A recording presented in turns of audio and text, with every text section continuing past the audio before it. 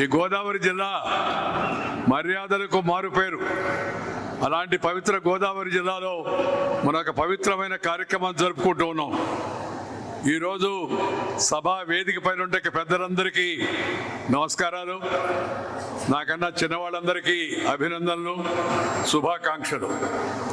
పవిత్ర గోదావరి నదీ తీరంలోని ఈ రాజమహేంద్రవరంలో నిర్వహిస్తున్న ప్రపంచ తెలుగు మహాసభలకు హాజరు కావడం, తెలుగు భాషా ప్రేమికులందరినీ కలుసుకోవడం, తెలుగు మహామహులందరితో కలిసి వేదిక పంచుకోవడం చాలా సంతోషంగా ఉందని మీ అందరికీ మనం చేస్తూ ఉన్నాం. మనము రాబోయే రోజుల్లో ఈ పట్టణాన్ని రాజమండ్రిగా కాకుండా రాజమహేంద్రవరంగా పిలుచుకోవడం మొదలు పెడితే మనం తెలుగు భాషకు, మన భారతీయ భాషకు ప్రాధాన్యత ఇచ్చిన అవుతుందని చెప్పని గుర్తుపెట్టుకోండి. ఇవన్నీ ఇంగ్లీష్ వాళ్ళు పెట్టినవి. మన పదాలు వాళ్ళు పలకలేక పదాలు మనం మర్చిపోయేట్టుగా చేయడానికి, మన సంస్కృతిని చెడగొట్టడం కోసం వాళ్ళ పేర్లు మన పైన రుద్దారు. వాటిని ఆ ఇంగ్లీషు బానిసల యొక్క పరిపాలన వెళ్ళిపోయిన తర్వాత మనము మన పద్ధతులకు రావాల్సి ఉండే, కానీ దాన్ని తగినంత చొరవ తీసుకోకపోవడం వలన ఈ పరిస్థితి ఏర్పడింది. ఈ రాజరాజ నరేంద్రుడు ఏలుబడిలో తెలుగు సాహితీ సేద్యం ఉత్కృష్ట దశకు ఆ రోజుల్లో చేరుకుంది. అలాగే మహాభారతాన్ని తెలుగులో అనువదించిన మహనీయుడు ఆయన అభిష్టాన్ని ఎంతో ఇష్టంగా స్వీకరించి ఆది పర్వం, సభా పర్వాలను పూర్తిగా ఇక్కడే రచించినట్టు యొక్క నన్నయ్య భట్ యొక్క జన్మభూమి కూడా ఇది. అందువల్ల ఇది ఎంతో చాలా ఉత్కృష్టమైన భూమి, పవిత్రమైన భూమి. ఆ పవిత్ర భూమిలో మనం అందరం ఈ సభలు జరుపుకోవడం చాలా సంతోషం. అదే కాదు, నవయుగ వైతాళికుడు, సంఘ సంస్కర్త, వ్యవహారిక భాషల్లో రచనలు చేసిన సుప్రద సిద్ధ సాహితీవేత్త వివేకవర్ధిని తదితర పత్రికల ద్వారా ప్రజాభిప్రాయాలను సాంఘిక సంస్కరణలకు అనుకూలంగా మరల్చినట్టు యొక్క మహానుభావుడు కందుకూరి వీరేశలింగం గారు ప్రభవించినట్టు నేల కూడా ఇది కావడం నిజంగా చాలా గర్వకారణం. మనందరికీ తెలుగు సాహిత్యాన్ని మహోజ్వలంగా నలువేళ్ల ప్రచురింపజేసిన మహానుభావులు అందరి యొక్క స్వస్థలమైన ఈ రాజమహేంద్రవరంలో శ్రీ చైతన్య రాజు గారు, కేవీవి సత్యనారాయణ రాజు గారు, కలిదిండి వెంకట సత్యనారాయణ రాజు గారిని మనస్ఫూర్తిగా నేను అభినందిస్తున్నాను. దాంతో ఒక చిన్న సలహా, ఈ పేర్లు పెట్టేటప్పుడు మాట్లాడేటప్పుడు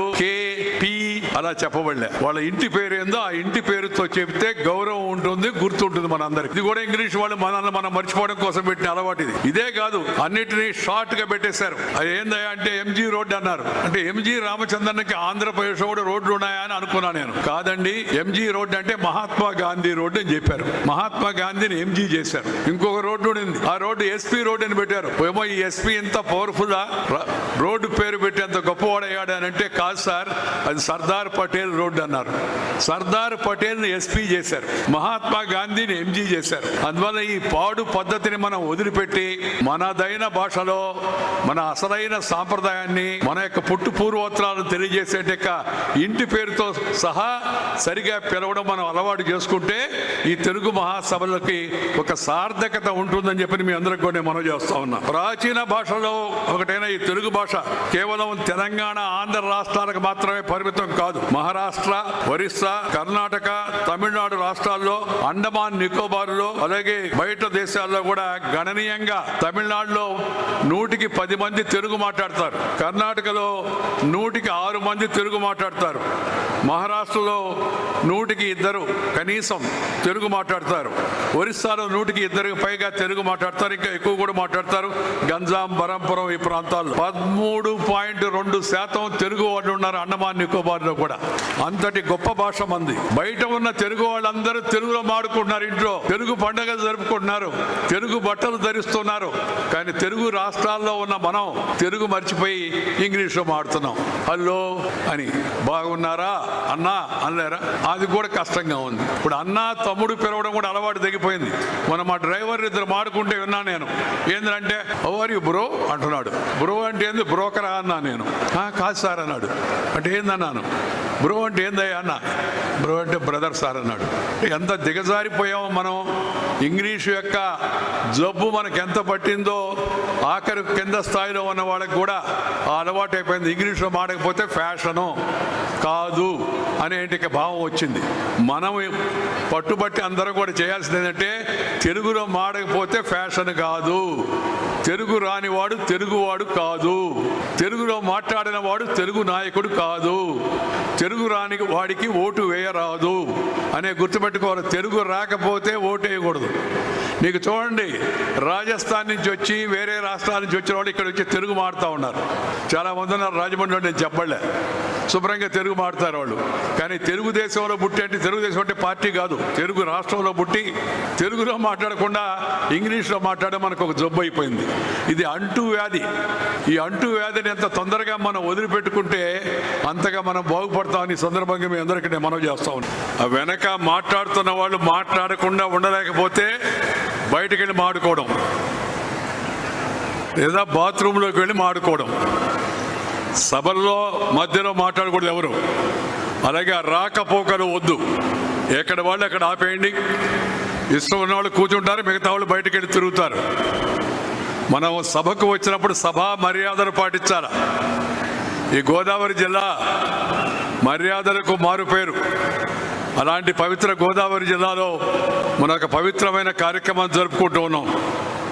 ఈరోజు సభా వేదిక పైన ఉండే పెద్దలందరికీ నమస్కారాలు, నాకన్నా చిన్నవాళ్ళందరికీ అభినందనలు, శుభాకాంక్షలు.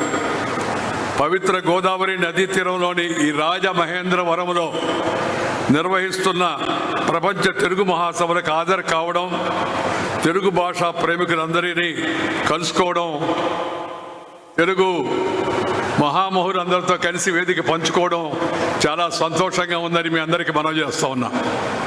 మనము రాబోయే రోజుల్లో ఈ పట్టణాన్ని రాజమండ్రిగా కాకుండా రాజమహేంద్రవరంగా పిలుచుకోవడం మొదలు పెడితే మనం తెలుగు భాషకు, మన భారతీయ భాషకు ప్రాధాన్యత ఇచ్చిన అవుతుందని చెప్పని గుర్తుపెట్టుకోండి.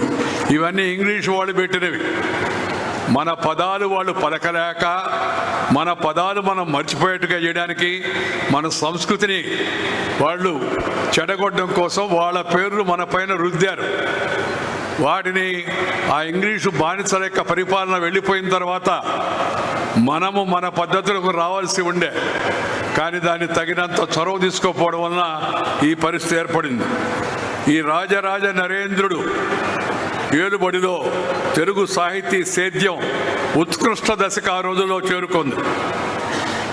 అలాగే మహాభారతాన్ని తెలుగులో అనువదించిన మహనీయుడు ఆయనకు అభిష్టాన్ని ఎంతో ఇష్టంగా స్వీకరించి ఆది పర్వం, సభా పర్వాలను పూర్తిగా ఇక్కడే రచించినట్టు యొక్క మన నన్నయ్య భట్ యొక్క జన్మభూమి కూడా ఇది. అందువల్ల ఇది ఎంతో చాలా ఉత్కృష్టమైన భూమి, పవిత్రమైన భూమి. ఆ పవిత్ర భూమిలో మనం అందరం ఈ సభలు జరుపుకోవడం చాలా సంతోషం. అదే కాదు, నవయుగ వైతాళికుడు, సంఘ సంస్కర్త, వ్యవహారిక భాషల్లో రచనలు చేసిన సుప్రసిద్ధ సాహితీవేత్త, వివేకవర్ధిని తదితర పత్రికల ద్వారా ప్రజాభిప్రాయాలను, సాంఘిక సంస్కరణలకు అనుగుణంగా మరల్చినట్టు మహానుభావుడు కందుకూరి వీరేశలింగం గారు ప్రభవించినట్టు నేర కూడా ఇది కావడం నిజంగా చాలా గర్వకారణం మనందరికీ. తెలుగు సాహిత్యాన్ని మహోజ్వలంగా, ప్రకాశవంతంగా, నలువేళలా ప్రచురింపజేసిన మహానుభావులు అందరి యొక్క స్వస్థలమైన ఈ రాజమహేంద్రవరంలో శ్రీ చైతన్యరాజు గారు, కేవీవి సత్యనారాయణ రాజు గారు, కలిదిండి వెంకట సత్యనారాయణ రాజు గారిని మనస్ఫూర్తిగా నేను అభినందిస్తున్నాను. దాంతో ఒక చిన్న సలహా, ఈ పేర్లు పెట్టేటప్పుడు, మాట్లాడేటప్పుడు KP అలా చెప్పబడలే. వాళ్ళ ఇంటి పేరు ఏందో ఆ ఇంటి పేరుతో చెప్తే గౌరవం ఉంటుంది, గుర్తుంటుంది మనందరికీ. ఇది కూడా ఇంగ్లీష్ వాళ్ళు మనల్ని మనం మర్చిపోవడం కోసం పెట్టిన అలవాటు ఇది. ఇదే కాదు, అన్నిటినీ షార్ట్గా పెట్టేశారు. అది ఏందయ్యా అంటే MG రోడ్డు అన్నారు. అంటే MG రామచంద్రన్కి ఆంధ్రప్రదేశ్ కూడా రోడ్లు ఉన్నాయా అని అనుకున్నా నేను. కాదండి, MG రోడ్డు అంటే మహాత్మా గాంధీ రోడ్డు అని చెప్పారు. మహాత్మా గాంధీని MG చేశారు. ఇంకొక రోడ్డు ఉండింది, ఆ రోడ్డు SP రోడ్డు అని పెట్టారు.